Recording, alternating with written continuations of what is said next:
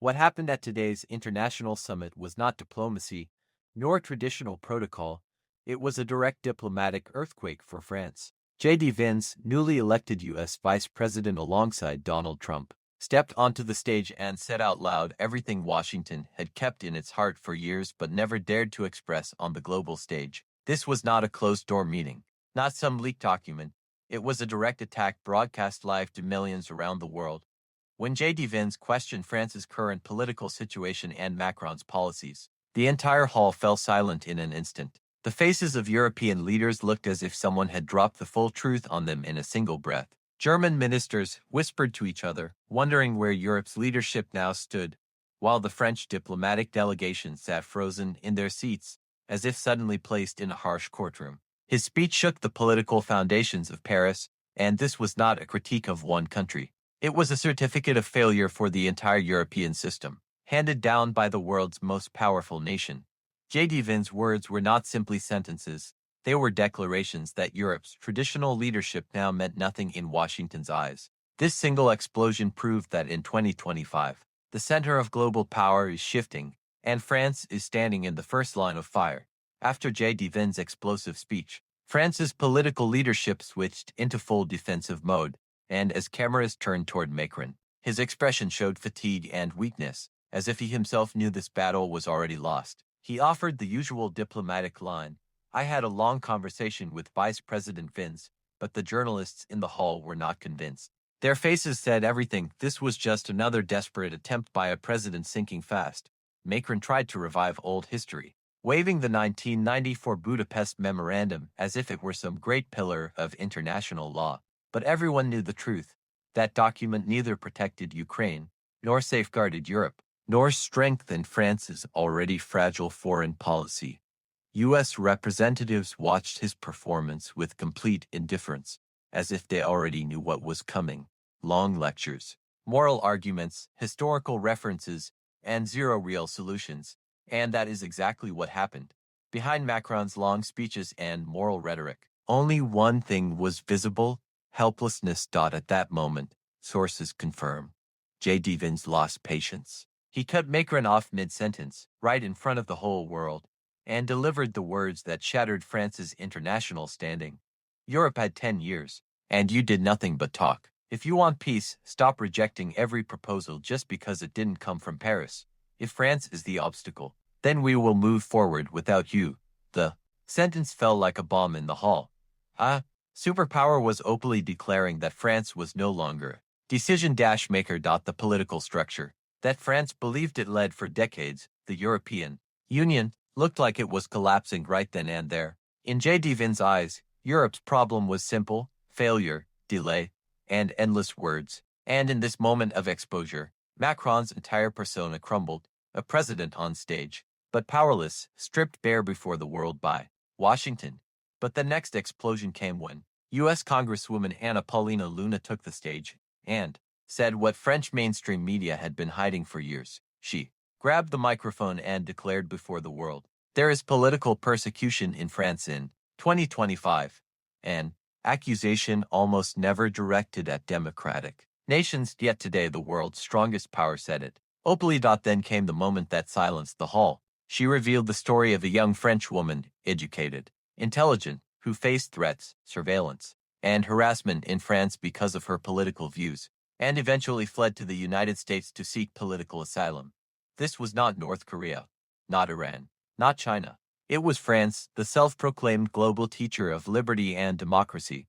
American delegates and European attendees exchanged looks filled with one burning question: where is France heading? Meanwhile, French mainstream channels, France 2, BFM, and others remained silent. Why? Because the truth shattered their narrative. It exposed a system unwilling to tolerate dissent, one whose powerful networks were actively silencing young voices. As Luna's speech circulated globally, France's left-wing networks, Antifa and their media allies, scrambled to discredit it as American propaganda. But the storm had already escaped their control. And then came the real explosion. The RN Youth Meeting, a fully legal gathering. Young people aged 14 to 35, a rented hall, official contracts, everything documented and clean. But as soon as the event was announced, The hidden machinery of French politics activated. Hotels backed out. Caterers withdrew. Staff suddenly became unavailable. Behind the scenes, threats, harassment, and in some cases, direct death threats. Union giants CGT and CFDT, funded by public tax money, provided buses, funds, and manpower to mobilize 40,000 protesters against a peaceful group of a few hundred young people. 40,000. This wasn't political opposition, it was an organized fear campaign, the same one Luna called state-backed intimidation. And in this chaos, one question echoed louder than everything else. Where is the president? Macron, silent. The government, silent. Police, helpless. Institutions, divided. LEC Palace, issuing press releases from behind closed doors. That was the moment Washington made its move. America issued a clear and public warning. If France does not protect its own citizens, we will no longer consider this an internal matter. This message was a diplomatic slap, a declaration that the world would no longer tolerate France's collapsing governance, and that the fight for freedom in Europe was now shifting into Washington's hands. As reports of organized intimidation, attacks, and 40,000-strong mobilization reached Washington, U.S. patience hit its limit. This was no longer just a European political matter. It had become a global test of democracy. Then came the moment that shook France's entire political structure. America openly declared, "We see what you are doing to your citizens, and we will not tolerate it." This was not diplomacy. This was a superpower reshaping another nation's political direction. Inside France, young people were terrified. The nation was divided, police were powerless, institutions were crumbling, and the president hid behind palace walls, writing scripted statements. This was no longer the image of a strong European nation, it was a system collapsing from within. Then came the shockwave that flipped the political landscape. Washington officially invited the entire RN leadership, not a casual meeting, a global signal that America had chosen its partner inside France. The message was unmistakable. If anyone can bring real change to France, it is the RN, not the broken old establishment. France's traditional parties were imploding. Renaissance, divided socialists, irrelevant left, fighting internally. Republicans, collapsing old elites, terrified the old system was evaporating like smoke. And filling this vacuum were the young RN activists who withstood threats, violence, and media attacks, yet didn't back down. These young voices were becoming the new face of France's future, and America openly endorsed them. Paris trembled.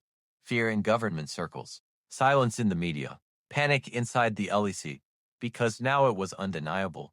Macron's government had lost internal credibility and international legitimacy. Washington had decided France's restoration of democracy would no longer be managed by old elites, but by a new force. France was no longer facing an internal crisis, it had stepped into a new era of global power politics. Power alliances had shifted. Silencing voices was now triggering global backlash, and the RN was rising as the force capable of reshaping France.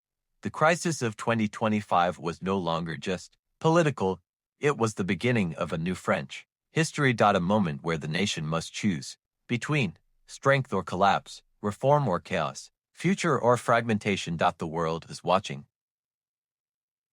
and France has never stood at a crossroads this dangerous or this decisive.